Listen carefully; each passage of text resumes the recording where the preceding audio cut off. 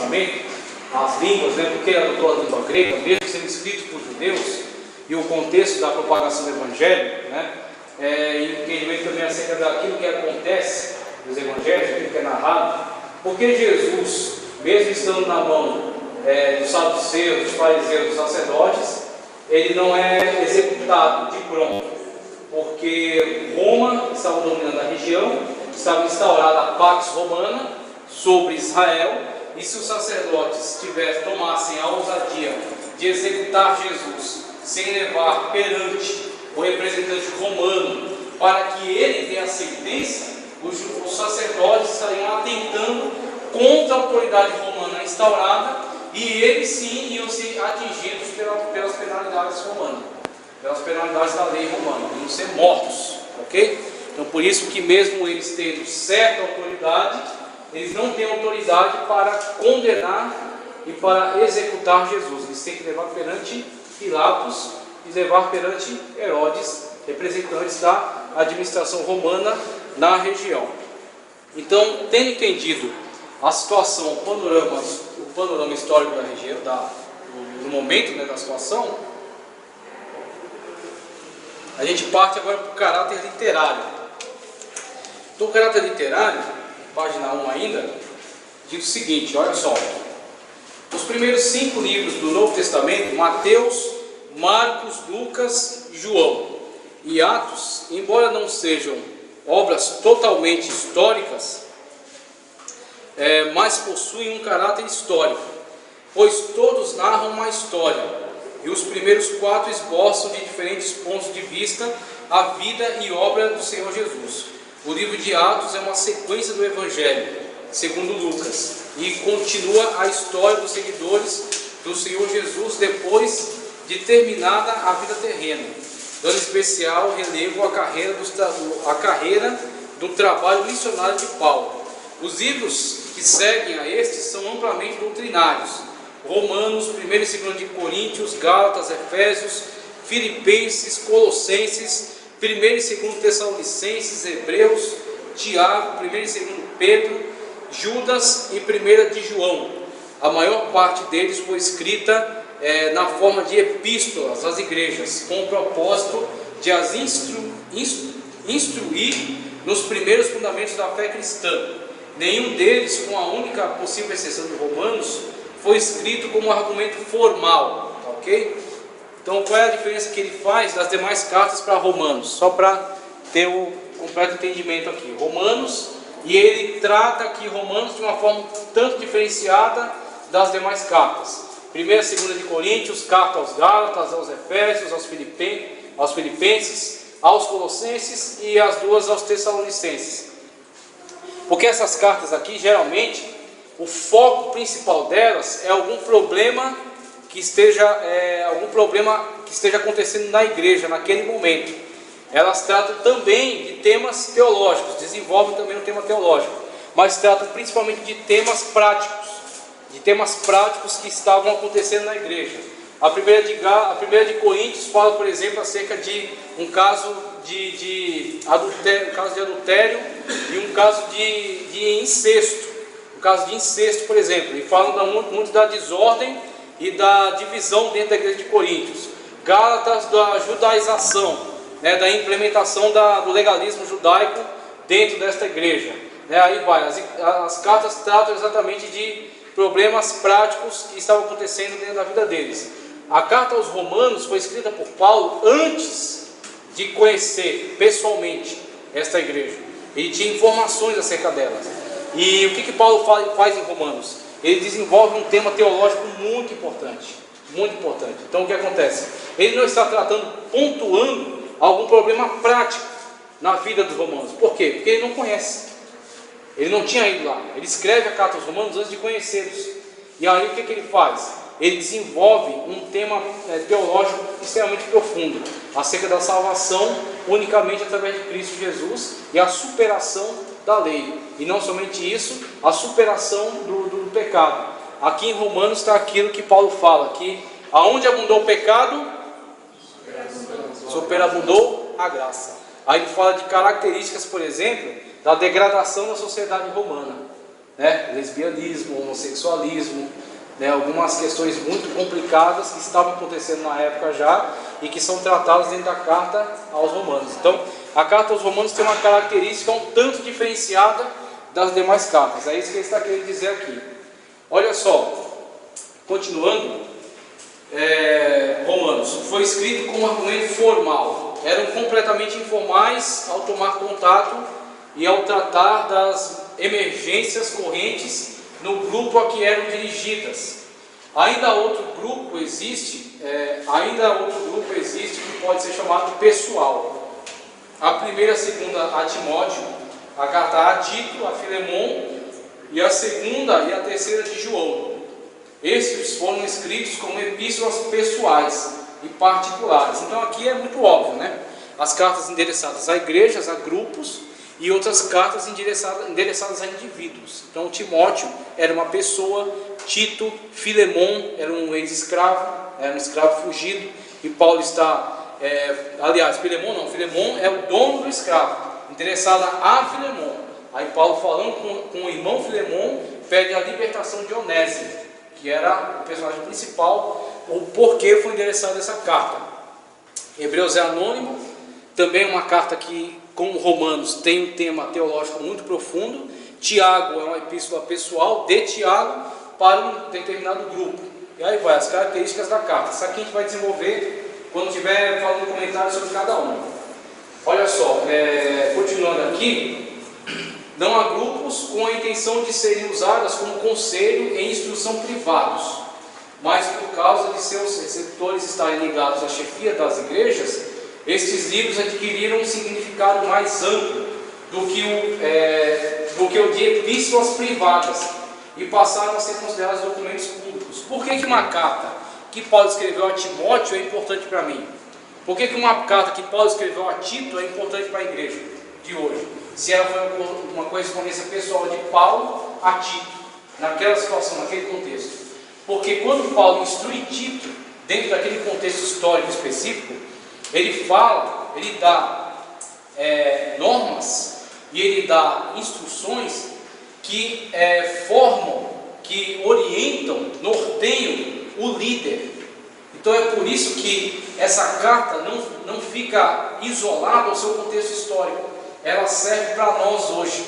Ela é aproveitada para a nossa vida. Por quê? Porque os princípios construídos por Paulo naquela carta endereçada por ele a Tito, a Timóteo, ou a carta que João endereça, a Gaio, se não me engano, constrói os princípios da administração eclesiástica que nós temos hoje. Constrói os princípios da liturgia que nós adotamos hoje. Então o que vem para nós? Não é o contexto daquela época. O que vem para nós é a instrução. A instrução, as diretrizes criadas por ele, são válidas para nós hoje.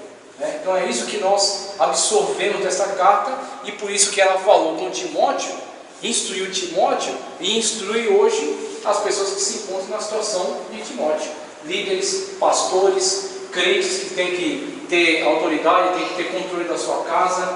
Paulo instrui sobre a vida doméstica, e o cristão de hoje também continua com a mesma necessidade de instrução, com a mesma necessidade de zelo, de cuidado pela sua casa. Então aquilo que Paulo falou está atualizado para nós hoje também.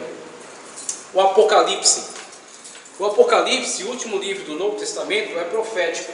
Esse trata tanto do futuro como do presente, por causa de seu estilo altamente simbólico, que envolve visões e revelações sobrenaturais. É classificado também como literatura apocalíptica.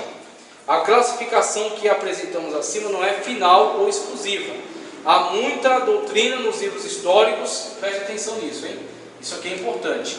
Aqui eu não estou colocando para você um rótulo, fechando aqui, esta caixinha é só profecia, esta caixinha é só doutrina.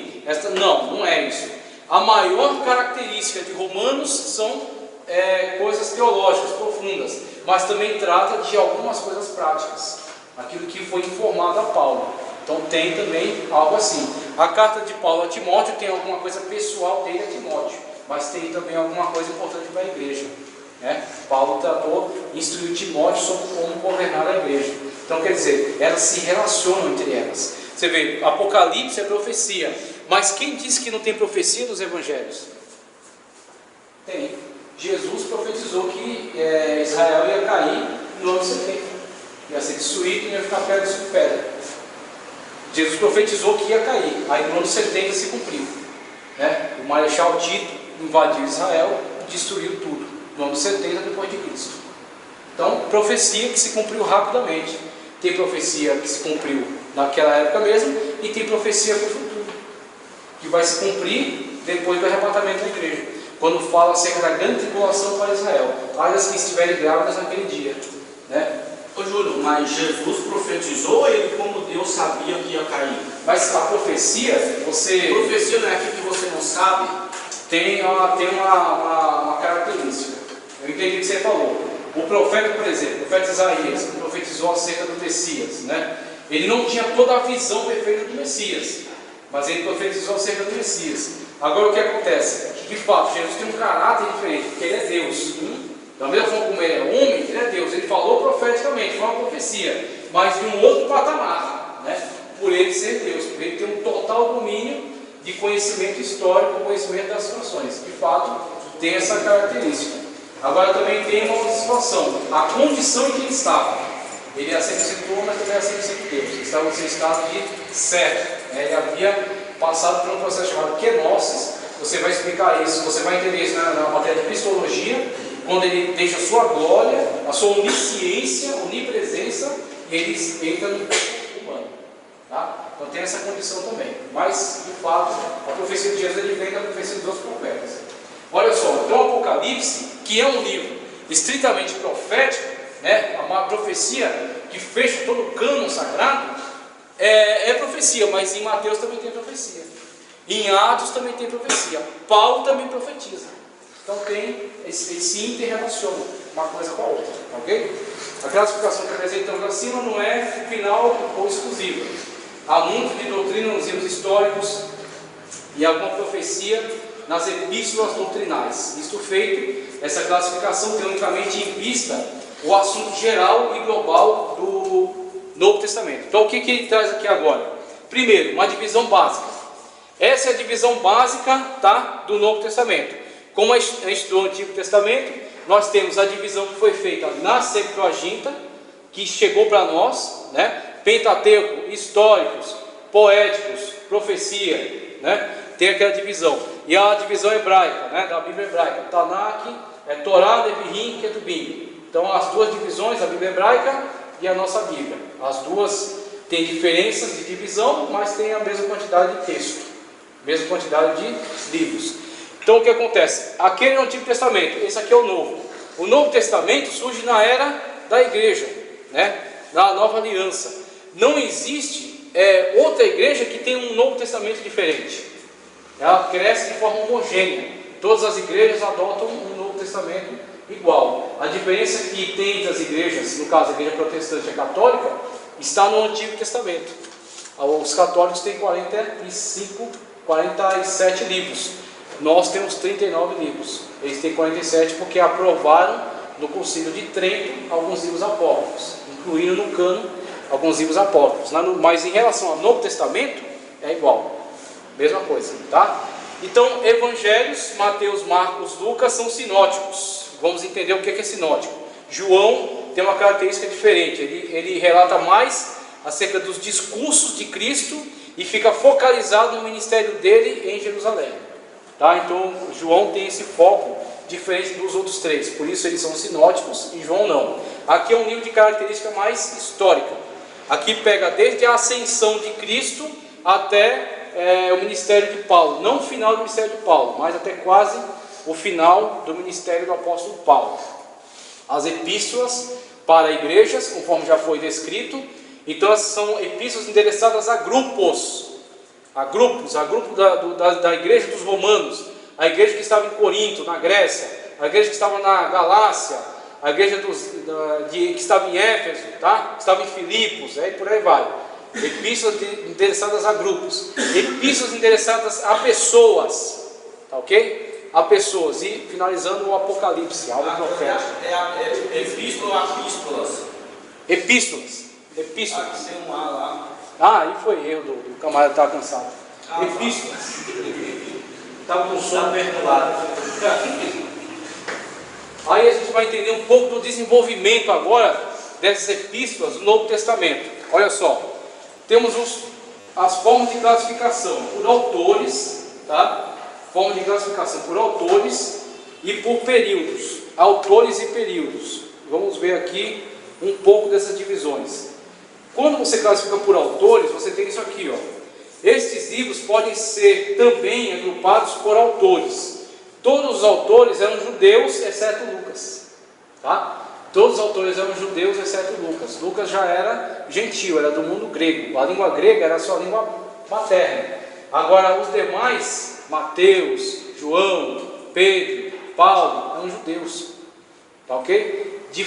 Falavam duas línguas pelo menos, aramaico e hebraico, tá ok? Mas para se relacionar com o comércio internacional, falavam o grego. E ao escreverem o texto evangélico, o texto sagrado, para melhor difusão desse texto circular em diferentes cidades, optaram pelo grego, escreveram em grego. Agora você pensa, uma mentalidade hebraica, necessariamente pegando as palavras que ele conhece em hebraico e escrevendo elas em grego para poder ser lida pelo maior número de pessoas possível. Os três, Mateus, Pedro e João, faziam parte do colégio apostólico. Marcos, Judas e Tiago tinham trabalhado na igreja primitiva ou estado em contato com o colégio apostólico antes da morte do Senhor Jesus. Lucas e Paulo, se bem que não fossem testemunhas oculares da vida do Senhor Jesus, eram bem conhecidos dos que foram e podiam conferir com estes os seus escritos, caso fosse necessário. Do autor dos Hebreus nada se sabe, por evidência externa, pois trata-se de um livro anônimo. Ninguém pode afirmar com segurança quem o escreveu. Pronto, então aqui temos acerca dos autores. Essa é a característica dos autores. Agora, com relação aos períodos. Os livros do Novo Testamento foram escritos na ordem em que aparecem os livros do Novo Testamento não foram escritos na ordem em que aparecem na Bíblia.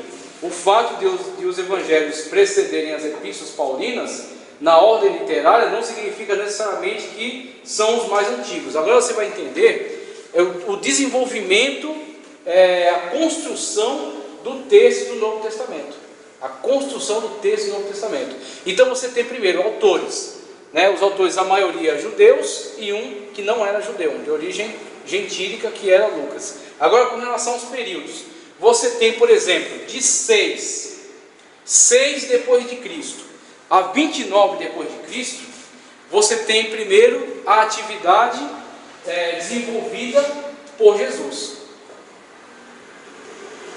Desde a sua adolescência, desenvolvimento, depois surgimento de João Batista, é o primeiro período. Surgimento de João Batista, anúncio do Messias, Jesus se manifesta como Messias, João Batista morre no cárcere, Jesus começa o ministério, prega pela Galileia, prega pelo norte de Israel, passa por Samaria, prega na Judéia, sobe para Jerusalém, exerce o ministério no tempo de Jerusalém, é morto, é crucificado, ressuscita, passa um tempo com os discípulos e depois ascende aos céus, que é registrado em Atos, ok? Depois que ele ascende aos céus, o trabalho da igreja.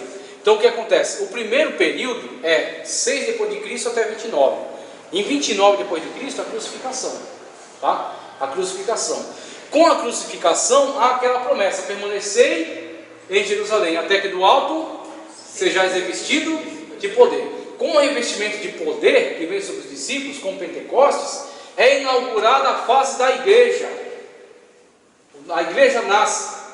Com o nascimento da igreja, no Pentecostes, surge a primeira necessidade: ir por todo, exatamente, e pregar o evangelho a toda, começando por Jerusalém, depois Samaria e aos confins da terra. Aí o que acontece? Com essa nova fase temos Jesus é crucificado, Jesus faz a promessa, eles recebem o Pentecostes. Começa um movimento de expansão, pregação do evangelho. A primeira preocupação dos apóstolos não foi sentar numa cadeira, pegar uma caneta e começar a escrever. Não foi. A primeira preocupação, o primeiro empenho dos apóstolos foi ir por todo mundo, pregar o evangelho a toda criatura e começar a difusão do evangelho. Quando vem as primeiras perseguições dos judeus, os cristãos começam a se espalhar por todo mundo e começa o desenvolvimento. Então, de 29 até 60, temos o segundo período de desenvolvimento. O primeiro período com o advento de Cristo e a sua ressurreição e ascensão. Depois do segundo período, que vai o nascimento da igreja e o início da propagação. Com o início da propagação da mensagem, vemos surgir os primeiros textos. Os primeiros textos do Novo Testamento não foram os evangelhos. Eles estão ali naquele lugar por um objetivo didático. Eles são melhor que se ensine dessa forma. Por quê? Os evangelhos falam acerca da vida de Cristo e abordam o primeiro momento do Novo Testamento. Eles se referem ao início do Novo Testamento. Eles falam acerca dele, mas eles não foram escritos primeiro.